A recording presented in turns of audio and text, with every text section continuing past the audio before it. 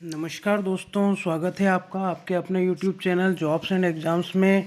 आज के वीडियो में हम बात करने वाले हैं बोर्ड मूल्यांकन के बारे में, साथ ही कक्षा 10वीं के छात्रों को मिलने वाले बोनस अंक के बारे में।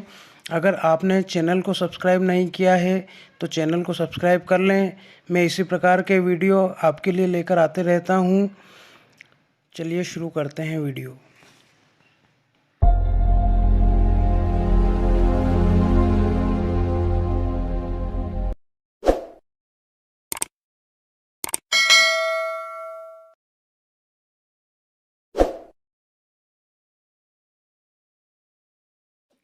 बात कर लेते हैं बोर्ड मूल्यांकन के बारे में।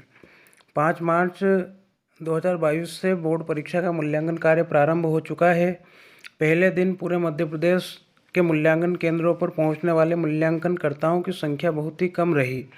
इसका मुख्य कारण बताया जा रहा है कि 5 मार्च 2022 को हाई स्कूल का अंग्रेजी का प्रश्न पत्र था।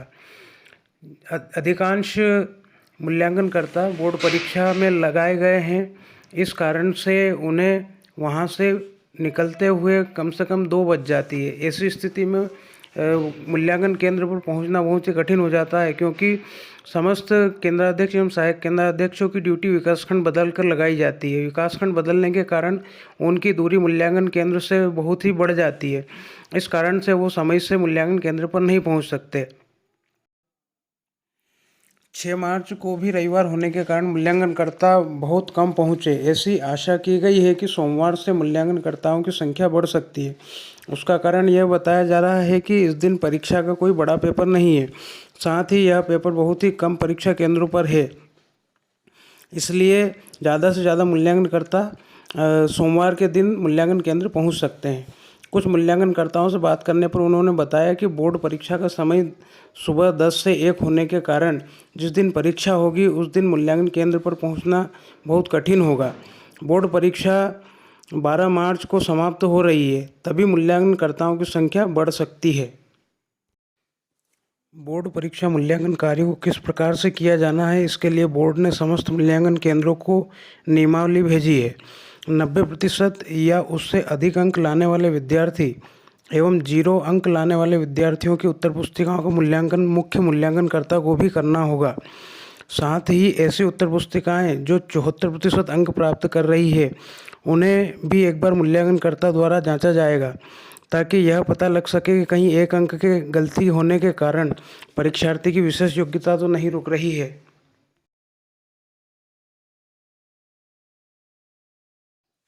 प्रतिवर्ष बोर्ड परीक्षाओं में पूछे गए प्रश्न पत्रों में कई प्रकार की त्रुटियां निकलती है, जिसका सीधा सीधा फायदा छात्रों को बोनस अंक के रूप में मिलता है। बोर्ड द्वारा मूल्यांकन कार्य कराए जाने से पहले प्रश्न पत्रों का रिव्यू लिया जाता है, जिससे यह पता चलता है कि किस प्रश्न पत्र में किस प्रश्न में आंशिक रूप से या पूर्ण रूप से त्रुटि थी। यदि कोई त्रुटि पाई जाती है तो बोर्ड छात्रों को बोनस अंक देता है। इस बार कक्षा 10वीं के गणित के प्रश्न पत्र में 6 प्रश्नों में त्रुटियां पाई गई थी, जिसके बारे में हम चर्चा करते हैं। आपकी स्क्रीन पर कक्षा 10वीं का प्रश्न पत्र दिखाई दे रहा है। हम एक एक प्रश्न करके समस्त प्रश्नों पर चर्चा करते हैं कि प्रश्न पत्र में कहाँ कहाँ क्या त्रुटियां थी। आपकी स्क्रीन पर पहला प्रश्न दिखाई दे रहा है। पहला प्रश्न सही विकल्प चुनकर लिखिए। इसके पहले प्रश्न के पहले ऑप्शन में लिखा हुआ है HCF 51, है। इसमें ऑप्शन दिए हुए थे 51, 21, 13 और 12। इनमें से कोई भी ऑप्शन जो है सही नहीं है, इसलिए इस प्रश्न के लिए समस्त छात्रों को 1 अंक बोनस दिया जाना चाहिए। आपकी स्क्रीन पर अब क्वेश्चन नंबर 2 दिखाई दे रहा है। इस प्रश्न में के चौथे प्रश्न में एक त्रुटि पाई गई है। यदि प्रथम पद A एवं सार्वंतर D हो तो nवां पद रिक्त स्थान होगा। अब इस प्रश्न में समांतर श्रेणी के बारे में कोई जानकारी नहीं दी गई है, इसलिए यह प्रश्न पूर्णतः त्रुटि रहित नहीं माना जा सकता। यदि समांतर श्रेणी के बारे में यहाँ पर पूछा जाता तो छात्र उसे भलीभांति समझ करके उसका जवाब दे सकते थे। इसलिए बोर्ड के अनुसार यह प्रश्न त्रुटिपूर्ण है और इसके अंदर 1 अंक बोनस का दिया जाना चाहिए। प्रश्न के 5वें प्रश्न में भी एक त्रुटि है। प्रत्येक वर्ग रिक्त स्थान होते हैं। अब इसके कई उत्तर हो सकते हैं, जैसे प्रत्येक वर्ग जो है वो समचतुर्भुज हो सकते हैं, प्रत्येक वर्ग आयत हो सकते हैं, प्रत्येक वर्ग चतुर्भुज हो सकते हैं, प्रत्येक वर्ग समांतर चतुर्भुज हो सकते हैं, प्रत्येक वर्ग समरूप हो सकते हैं। तो अब इसके कई उत्तर निकलते हैं, इसलिए इस प्रश्न में त्रुटि है, इसलिए इसका भी एक बोनस अंक दिया जाना चाहिए। अब आपकी स्क्रीन पर प्रश्न नंबर 4 दिखाई देता है। प्रश्न नंबर 4 के पहले और दूसरे दोनों प्रश्नों में त्रुटियां हैं। पहले प्रश्न में अगर देखें हम तो यह लिखा हुआ है कि यदि a बराबर बी क्यू हो तो a और b में क्या संबंध है। अब इसमें किसी प्रकार की कोई परिभाषा नहीं दी गई है कि a, b और q क्या है, इसलिए इस प्रश्न में एक त्रुटि है। जैसे हम चाहें तो यूँ भी लिख सकते हैं a b का q गुना है, जबकि प्रश्न पूछने का उद्देश्य जो है कुछ और था, इसलिए इसमें भी एक बोनस अंक दिया जाना चाहिए।